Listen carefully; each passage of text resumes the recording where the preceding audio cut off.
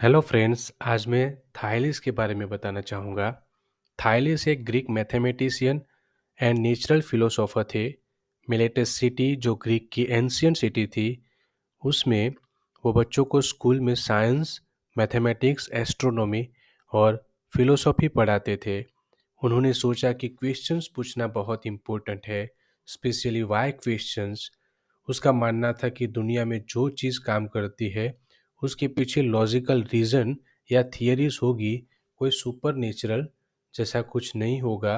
बहुत सारी mythology Greek में भी थी, जैसे कि हिंदुइज्म में होती है। बात करें सोलर इक्लिप्स की, तो प्राचीन हिंदू पौराणिक कथाओं के अनुसार राहु सूर्य को निगल जाता है, जिससे ग्रहण लगता है। आज हम सभी जानते हैं कि इक्लिप्स होने के कारण कुछ और ही है। बहुत पहले ग्रीक्स के लोगों ने सोचा था कि उनके जीवन में जो कुछ भी हुआ बहुत सारे गॉड्स के द्वारा नियंत्रित था। जैसे कि डेमीटर ने पौधों और जानवरों को विकसित किया, डायोनिसिस ने शराब के स्वाद को प्रभावित किया, एफ्रोडाइट ने लोगों को प्यार में डाल दिया और एरेस ने फैसला किया कि युद्ध में कौन जीता। थाइलिस ने कभी ईश्वरीय कहानियों पर ध्यान नहीं दिया। उनका मानना था कि प्रकृति में जो कुछ भी हो रहा है, कुछ ना कुछ लॉजिकल रीजन रहा होगा। ईश्वरीय शक्ति या कोई ईश्वर नहीं कर रहा है। उस टाइम में लोगों की तरह थाईलिस भी ऐसा मानते थे कि पृथ्वी एक बड़ी डिस्क है और वो पानी के ऊपर तैरती है। एक ग्रीक मिथ के अनुसार इस ओशियन में रहने वाले देवता पोसीडोन क्रोधित होने पर पृथ्वी को हिलाते थे, जिससे भूकंप आता था। थाईलिस ने अपना कुछ अलग ही नजरिया दिया था भूकंप के बारे में। वो ऐसा सोच रहे थे कि समुद्र में लहरें नावों को आगे पीछे हिला सकती है, तो इस भूमिगत महासागर में लहरें नीचे से जमीन पर दबाव डाल सकती है, जिससे वह हिल सकती है और भूकंप आता है। और ये थियरीज थाईलिस स्कूल में भी पढ़ाते थे। हालांकि भूकंप के बारे में थाईलिस का सिद्धांत सही नहीं था, लेकिन जादुई या रहस्यमय कारणों की वजह प्राकृतिक कारणों की तलाश करने का उनका विचार को समझाने का एक अलग ही नजरिया था। इसीलिए थाईलिस को नेचुरल फिलोसोफर कहा जाता है। उन्होंने अपनी पूरी लाइफ में नेचर और लॉजिकल थियरीज की बात की है, कभी भी सुपर नेचुरल की बात नहीं की है, और इसी तरह से साइंस को एक नई राह मिली है। ग्रीक के जो लोग थे वो ऐसा मानते थे कि सोलर इक्लिप्स इसीलिए हो रहा है क्योंकि भगवान उससे नाराज हो गया है, इसीलिए सूर्य को गायब कर दिया गया है। बट थाईलिस ऐसा सोच रहे थे कि सोलर इक्लिप्स इसीलिए हो रहा है क्योंकि मून सन के एग्जैक्ट सामने आता है और सन को ब्लॉक कर देता है, इसीलिए सोलर इक्लिप्स हो रहा है।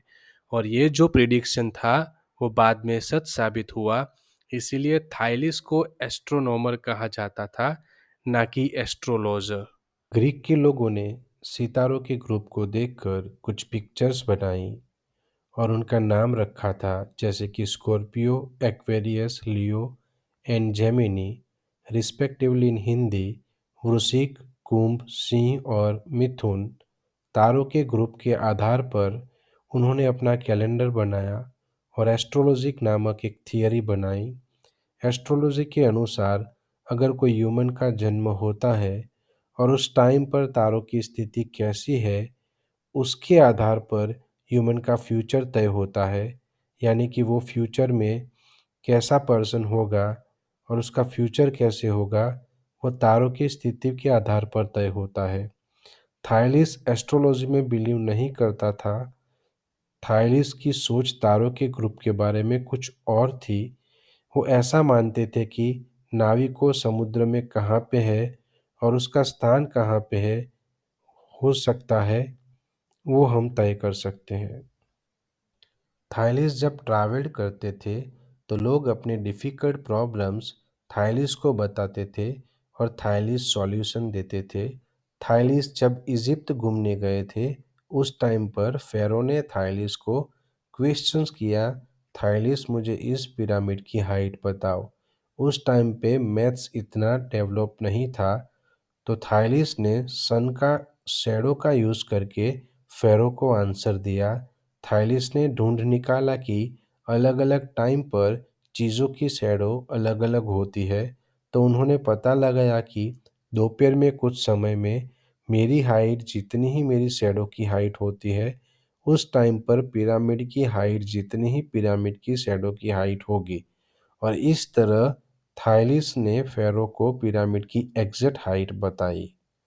सो थाइलिस एक जीनियस लॉजिकल पर्सन थे।